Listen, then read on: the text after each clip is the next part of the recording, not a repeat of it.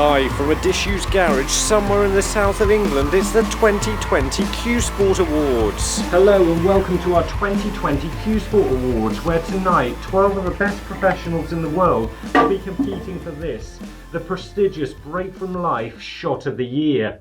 But we're going to begin with this, the award for the best reaction of 2020. And when it comes to extreme reactions this year, there was only ever going to be one winner. Exceeding all expectations at the World Championships this year was Kurt Mathlin in this nail-bitingly close first round match with David Gilbert. Kurt had a great chance to make a maximum break until he just narrowly ran out of position. Even without the pressure, this is tough, but it's his reaction to this very shot that wins him the award. Where's the cue ball going to finish up? I've seen players do this in the club many a time, but never live on TV during a major event. Kurt was given a warning before the start of the next frame by the referee for an obscene gesture. The media didn't like this either, but Kurt responded by saying no offence to anybody except the cue ball. But I thought it was just a funny reaction, really. Our next award is the Extreme Anger Award. This award usually goes to the most frightening player of the year. In the past, this has featured some shocking moments, like players brutally rubbing shoulders. But this year, all we really seemed to get was some polite arguments that ended in Ronnie flapping his arms like a bird. So I think it's safe to say our winner for this one isn't coming from snooker. But without question, our Extreme Anger Award this year goes to Crazy Chinese 8-Ball Man. Take note, everybody, this is how you really show your frustration. It looks even better when you see it again in slow motion. I don't even know what he was upset about, he's not even playing anybody. But on a serious note, he hasn't received his award yet because we're all too frightened to give it to him. Our next winner is going to have a lot to live up to because our next award is the Surprise Intruder Award, an award that's been won in the past by streakers and surprise pensioners. For our first contender, we have to look back to the Masters that was played earlier this year at Alexandra Palace. Unsurprisingly, with a building of this size, it had a problem with a small insect infestation. And that's where we're going to meet our first contender. It may be a humble wasp, but don't be fooled. Oh, it's landed on him. It's landed on him. I don't think he knows. Oh, he knows now. Referee Ben Williams tried to come to Kyron's rescue.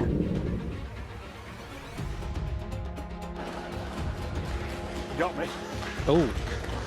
Stung him, has he? Kyron Wilson, who's afraid of wasps, was grateful for the intervention, but the referee still received a sting that later needed medical attention.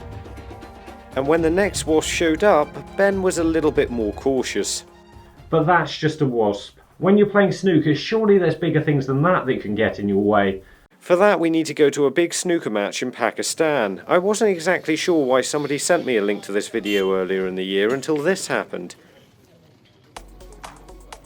A motor vehicle getting in the way of your shot would put off most players, but not this one. Unfortunately, I couldn't find out his name, but he impressively made a 90 clearance here, not being put off by that or any of the mobile phones going off all the way through this. So the next time somebody complains about being put off, I'll think to myself, well, it wasn't exactly a moped, was it? But unfortunately, that happened back in 2019. So by default, our Surprise Intruder Award goes to a wasp. We're just going to take a quick break to find Javier on Gran Canaria. Next we have our Overcoming Adversity Award, and this year it goes to Mohammed Ikram. Having no arms has never stopped Mohammed playing snooker as he learned to play the game with his chin. This is one of those stories that seems completely unbelievable until you actually see it. Videos of him playing shots blew up all over social media this year, and he's definitely the deserving winner of this award. Now, I'd be surprised if you didn't know that there are far more cue sports in the world than just snooker and English billiards. But you might be surprised to find out just how many there actually are, with most European countries and Canada having their own versions of billiards, including some that use skittles.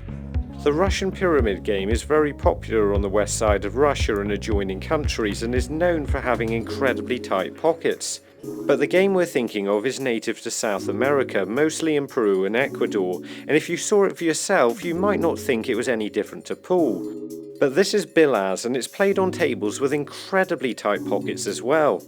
Because of how tight the pockets are, it means that players will often turn down shots and play safe instead. There's also a rule that says any ball behind the line, like any one of these three, isn't allowed to be struck first, so if the cue ball ended up in this position, you'd have to play off a cushion for a ball down the table. This means it plays a lot like snooker, because you're ending up playing safety shots back into bulk essentially.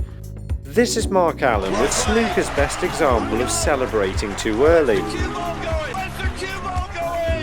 But that shot really fades into obscurity when you compare it to the end of this match from the Billards Champion of Champions this year. This match is first to 15. You gain a point for every ball you pot, and for every foul you lose a point.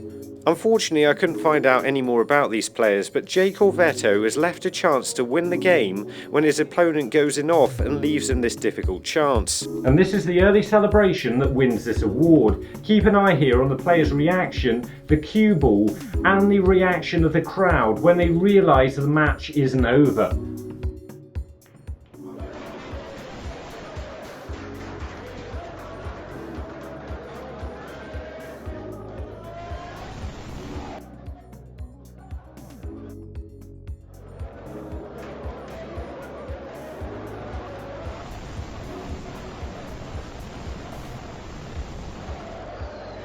So after this the match continues, and C. Tevez, who I think might actually be called Carlos, puts his glove back on and goes and pots the final ball, taking it into another rack or frame or whatever it's called, where he scores enough points to win the match. They were just a bit behind with the scoring. I think this is one of the most dramatic moments I've ever seen in any cue sport, and Jake Orvetto easily takes the early celebration award this year. During lockdown this year, I showed you how to convert any table into a snooker table, and I thought I'd done quite well. But that simply doesn't compare to the winner of this year's Innovator of the Year award, the Snooker Shed. Snooker tables are in fact massive, and it's difficult to find a room with enough space to fit them in.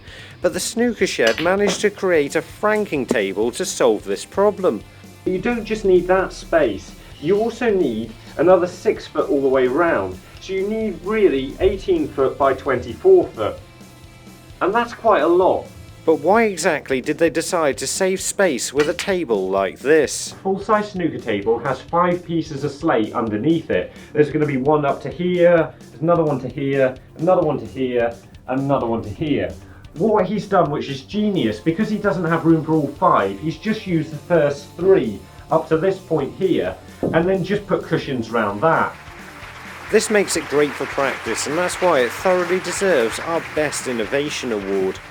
But the Snooker Shed weren't happy with just the one award, so they made a play for our next award, the Equipment Yeet of the Year. This is our award for throwing away any piece of snooker equipment at extreme speed. Now that's a nice try. Throwing your cue over a table like that would normally win you this thing, but unfortunately this year you were competing with Jimmy White. After throwing away his match against Michael Holt by missing this green, Jimmy had had enough. He gets some real distance with this rest, but I imagine it's the sort of thing that's harder than it looks. Yes, it's not as easy as it looks, that. Even though this is a hilarious moment, it shows how seriously Jimmy is still taking the game, so hopefully we see a lot more of him in 2021. This year our Best Graphic Effect Award goes to Snooker Planet. They decided to age both Mark Selby and Ronnie O'Sullivan to show us what it would look like if they were still winning tournaments 25 years from now, and who knows, they probably will be. This was a good comical effect, and I just really hope it was them who actually came up with it. Our next award is the Controversial Colin Award. This is a special award for a person or people who have gone out of their way this year to make us ask, why have you said that? And this year there could have only been one winner.